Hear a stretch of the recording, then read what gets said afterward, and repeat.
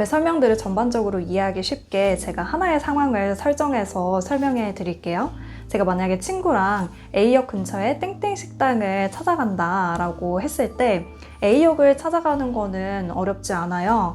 중간중간 방면도 사진을 찍어서 확대해서 볼 수 있고 역 출구도 그런 식으로 사진 찍어서 확대해서 찾아갈 수가 있거든요. 근데 문제는 출구를 나와서 그 식당을 찾아가는 건데 그거는 사실 쉽지가 않아요. 특히나 주간에는 제가 간판을 보거나 입구를 찾는 것도 어려워 하거든요. 꼭 친구랑 역에서 만나가지고 그 식당을 찾아가요. 요즘에는 QR 바코드 체크인을 하죠.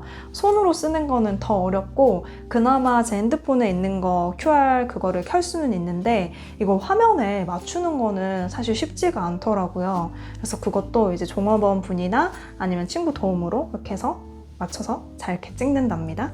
주문을 키오스크로 해야 한다. 이러면 저는 또 멘붕입니다. 이럴 때는 그냥 직원분에게 부탁을 해서 따로 주문을 하는 편이에요. 빈자리 같은 경우는 이렇게 지나다니면서 충분히 확인을 할 수가 있는데 먼저 와 있는 일행이 있다. 그럴 때는 제가 일행의 얼굴을 파악하기는 좀 어려워요. 이제 먼저 저를 이렇게 알아봐 주셔야만 제가 그 사람들을 이제 찾아갈 수가 있어요. 메뉴판을 볼 때는 메뉴에 그림이 있고 글자가 써 있고 이거는 알지만 이게 구체적으로 어떤 음식의 그림인지 그리고 어떤 글자가 써 있고 가격이 얼마인지는 파악하기가 어려워요. 근데 이거를 또 일일이 사진으로 찍는 게 좀 그래가지고 미리 서치를 해가지고 시그니처 메뉴를 주로 먹는 편이에요. 그리고 숟가락 젓가락 놓는 거는 잘 하는 편인데 물을 따르는 거는 잔의 크기나 색깔에 따라서 좀 다른데 예를 들어서 투명한 잔에 투명한 물, 소주 이거는 잔도 조그맣고 이 색깔도 똑같아가지고 투명한 색깔이어서 따르기가 쉽진 않아요. 눈 이렇게 가까이 이렇게 따르면 따를 수는 있을 것 같기는 한데 밖에서 그러기는 쉽지 않잖아요. 근데 반면에 맥주다. 잔도 크고 색깔도 다르잖아요. 그럴 경우에는 정말 잘 따른답니다. 음식이 나왔다. 그러면 음식이 있고 반찬이 있는 거는 알아요. 근데 이게 무슨 음식이고 이게 어떤 반찬인지를 잘 몰라요. 그래서 어떤 반찬이 있는지 제가 물어보기도 하고 주변에서 설명을 해주기도 해요.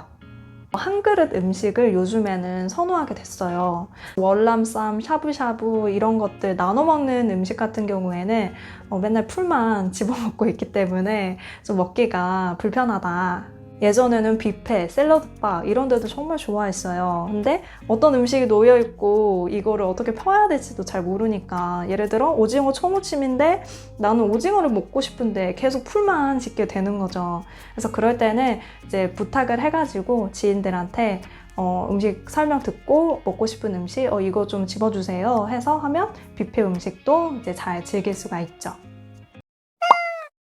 음식을 다 먹고 계산할 때가 됐어요. 요즘에는 카드를 자기가 직접 꽂게 되어 있잖아요.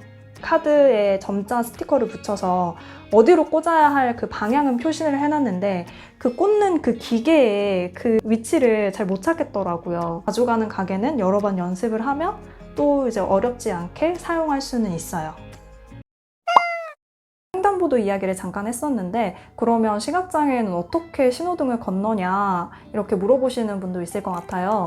저는 이 음성 신호기를 사용하고 있는데 위에 버튼은 점자로 U라고 적혀 있고 아래 버튼은 점자로 신이라고 적혀 있어요. U 버튼 같은 경우 유도기 해서 신호등이 어느 방면의 신호등인지 그리고 지하철 출구도 알려줘요. 이 밑에 신 버튼을 누르면 신호등이 이제 바뀔 때 알려주는 그런 신호기예요. 근데 아쉬운 게 뭐냐면 신호등이 켜진 1초 뒤에도 이걸 누르면 신호가 부족하다고 다음 신호에서 건너라고 해요. 그래서 몇 초 남았는지 모르는 거. 그래서 혼자서 그냥 기다리고 있을 때도 있거든요. 이런 음성 신호기가 설치되어 있지 않은 것도 많고 고장날 때도 많아요. 그럴 때는 이제 사람들이 지나가는 거 보고 건널 때도 있는데 이게 되게 위험한 게 제 지인분이 이제 한 사람 따라서 이렇게 가다가 교통사고가 난 적이 있어요. 그래서 저는 이제 한두 사람이 있을 때는 따라가지 않고 사람들이 모여 있을 때 그럴 때 다 같이 이동할 때만 좀 따라다니는 편이고 주변에서 음성 신호기 사용해서 막 시끄러워 이렇게 말씀하시는 분도 있더라고요. 근데 눈이 좀 불편한 사람들이 신호등을 건너기 위해서는 꼭 필요한 부분이니까 조금 소리가 마음에 들지 않더라도 이해해 주셨으면 좋겠어요. 시력이 떨어진다는 거 혹은 실명한다는 건 불행이 아닐까? 이렇게 질문하시는 분들도 있는데 저도 이제 중도의 장애가 생긴 사람으로서 겪어보지 못한 일을 겪는다는 건 정말 멘붕에 가까운 일이었어요. 우리가 손만 살짝 베어도 일상생활에서 정말 불편해질 때가 많잖아요. 그래서 저 역시 이거 예전엔 봤는데 왜 오늘은 못 보는 거야? 애들 출석부도 못 보고 대본도 안 보여? 이러면서 정말 막 자괴감에 빠져서 지낸 적도 있었어요.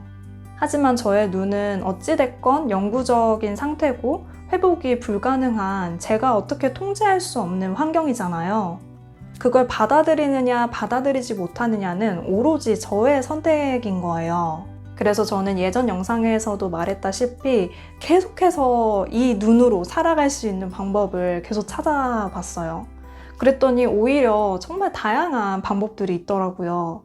물론 처음에는 하나하나 익히는 게 너무 귀찮고 그거 자체도 불편할 때도 있었어요. 컴퓨터 사용할 때도 직관적으로 눈으로 파악해서 버튼 누르면 끝났는데 너무 많은 메뉴들을 막 돌아서 가야 되니까 그거 익히는 게 사실 만만치가 않았거든요. 근데 또 이 방법을 익히고 나면 이게 또 너무너무 편리해지고 제 주변에는 제가 그렇게 컴퓨터를 사용하지 못함에도 불구하고 뭔가 코딩하는 사람 같다 그런 얘기를 하기도 해요. 저 역시 커말못의 기기치이지만 이런 것들을 계속 관심을 갖고 공부하다 보니까 웬만한 사람들보다는 기기를 좀 잘 다룰 수 있게 된 것 같아요. 이런 영상 촬영이라든지 기본적인 컷 편집 같은 경우는 저 스스로도 하고 있거든요. 그렇다고 해서 저의 불편함이 완전히 사라진 건 아니지만 그걸 불행으로 여길 것인지 아닌지는 자기에게 달려 있다라고 생각해요. 비단 장애뿐만이 아니라 자기가 주어진 환경을 어떻게 받아들일 것이냐, 통제할 수 없는 것을 저는 바꾸려고 하지 않고 내가 할 수 있는 일에 집중하고 내가 조금 더 발전할 수 있는 거에 계속해서 집중해보자, 그런 쪽으로 나의 능력을 개발해보자, 이렇게 마음먹고 행동한 이후에는 자신에 대한 만족 그리고 내 삶에 대한 만족도가 너무너무 많이 달라졌거든요. 여전히 시각장애로 인한 힘듦을 호소하는 분들이 많이 계세요. 그분들에게 저는 한번 복지관 방문해서 상담 받아봐라. 그리고 프로그램도 한번 수강해봐라. 거기에 만나는 사람들과 소통해봐라. 라고 항상 얘기를 하거든요. 복지관을 방문하지 않더라도 요즘에는 시각장애인 컴퓨터 사용법, 휴대전화 사용법, 다양한 보조기구 사용법들도 공유가 많이 되어 있어요. 그래서 이런 것들을 하나하나 익혀 나가 보셨으면 좋겠어요. 제가 얼마 전에 특수학교 선생님 한 분을 인터뷰를 했는데 그분이 여러 각종 교구도 개발하시고 교재도 직접 집필하시고 거의 발명가에 가깝게 보조기구 같은 것도 많이 만드셨어요. 그분이 하신 말씀이 불편한 게 있으면 적극적으로 요구해라. 그걸 개인 스스로 해결하기 어려울 수 있겠지만 같이 머리를 맞대면 그것들을 해결해 나갈 수 있는 방법들을 찾아갈 수 있고 누군가 대신 해결해 줄 수도 있다. 자기 삶을 위해서 수동적으로 적응해버리지 말고 적극적으로 요구하고 소통해라. 이런 말씀을 해주시더라고요. 그래서 이런 적극적인 자세 또한 우리가 주체적으로 삶을 살아가는데 굉장히 필요한 자세다, 이런 생각을 하게 됐어요. 오늘 저의 눈에 대해서 이야기했는데 같은 저시력 시각장애인이라고 하더라도 정말 사람마다 각각 다르게 볼 때가 많아요. 어떤 친구는 시력은 잘 나오는데 시야가 좁아서 여기저기 막 부딪히고 다니기도 하고 야맹증이 심한 친구도 있고 또 어떤 친구는 고대비가 오히려 불편한 친구도 있고 그래서 시각장애인이라고 하더라도 사람의 성격만큼이나 정말 다양한 시각장애인들이 있다라는 거를 꼭 알아주셨으면 좋겠어요. 많은 분들이 시각장애인을 만나본 경험이 없기 때문에 저를 처음 만나거나 아니면 처음 시각장애인을 만났을 때 어떻게 대해야 하는지 좀 난감해 하실 때가 있어요. 그럴 때는 그냥 편하게 와서 필요한 거 있으면 말씀해 주세요 라고 얘기해 주시면 너무 좋을 것 같아요. 저도 도움이 필요 없을 때는 그냥 부탁하지 않고 필요할 때는 그때그때 얘기를 하는 편이거든요. 예를 들어서 제가 지금은 괜찮은데 밖에 나가면 잘 안 보여서 좀 잡고 가도 될까요? 안내 보행 좀 부탁드려도 될까요? 이렇게 얘기하기도 하고 계단 있으면은 미리 말씀해 주세요. 이렇게 얘기하기도 하거든요.